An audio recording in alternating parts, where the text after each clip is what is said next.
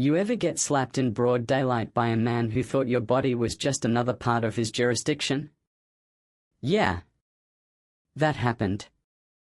And let me tell you, it wasn't fear that kept me still that morning, it was calculation. It was knowing exactly what kind of man I was dealing with, and more importantly, what kind of system kept him standing there, smug as hell, thinking he could lay hands on someone like me and walk away untouched.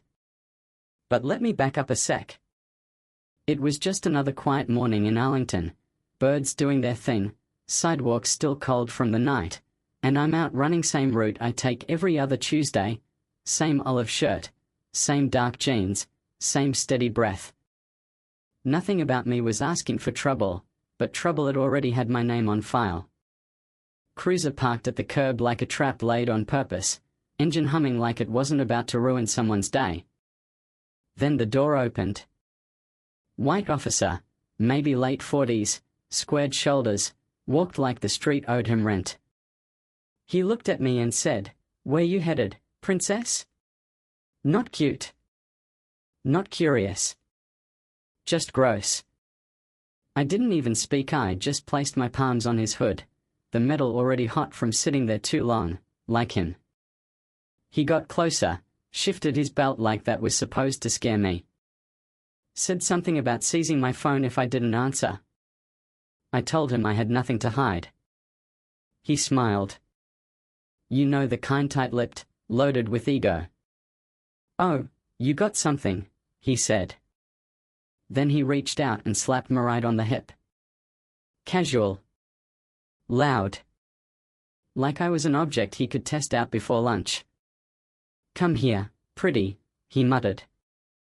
And I just stood there. No scream. No scene. Just one long, locked stare that said more than any words could. And yeah, I had my smartwatch recording the whole thing before he ever touched me. I'm not new to this. I walked away, jogged home like nothing happened but everything had. Synced the file. Labeled it Brina Track 01. Then I made 2 calls. First to Janet Leamy, old military counsel, sharp, graying now but still got that fire. She asked one thing, was it Brina?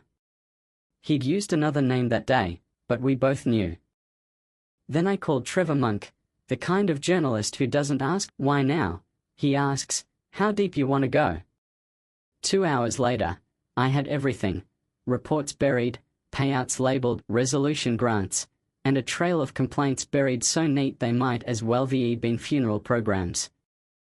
Every time a woman, black, military, civilian, tried to speak up, the system politely shut her down.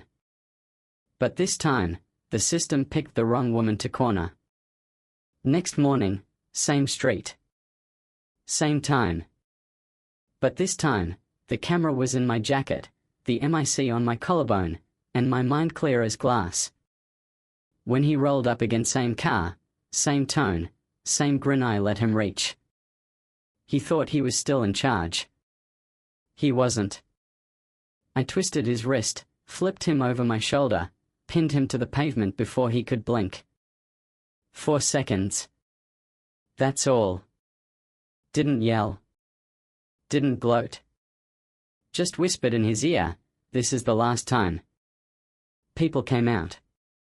Phones came up. And for once, they weren't filming a tragedy, they were watching it stop. When backup arrived, I stayed calm. Showed my credentials. Delta Force Commander. Serial 99829.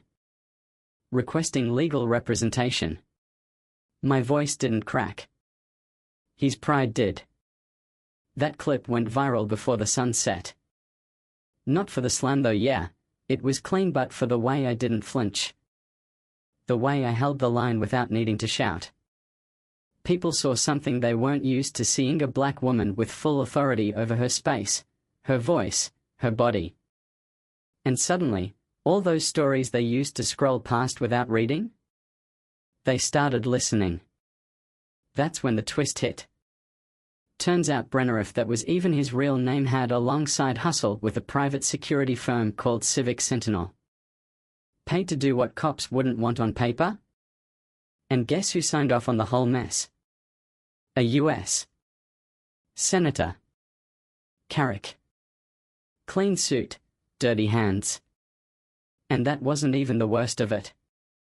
Trevor found internal recordings Brina targeting women in uniform, bragging about breaking them. I wasn't a one-off. I was just next on the list. So I didn't go to court. I went public. Launched a stream. Played their own words, raw and uncut. Said my piece once. The first woman fell because no one saw her. The second because no one believed her. The third because no one acted. I am the fourth. And I choose not to fall. People listened. Some got mad. Some got quiet. But no one looked away. Brino got arrested trying to flee. Carrick was caught on tape planning it all like I was just a pawn in some low-rent power game. But he underestimated the quiet. Underestimated that kind of stillness we learn when the yelling doesn't work anymore. I didn't show up to watch them burn. I showed up to light the match and leave the door open for everyone else who'd ever been ignored. You want a happy ending? Sorry. This ain't that kind of story. But I will say this: when Brino was led away in cuffs, yelling my name like I owed him a damn explanation, I didn't say a word. I just looked right past him. Like he was already a memory, not a threat. Like I'd already buried the worst part of what he tried to do. The court sentenced him to 37 years. No parole. No applause. Just a quiet moment where everyone in the room finally looked away from him, and for once, toward someone who'd stood still and made the world listen. So here's where I leave you with a question.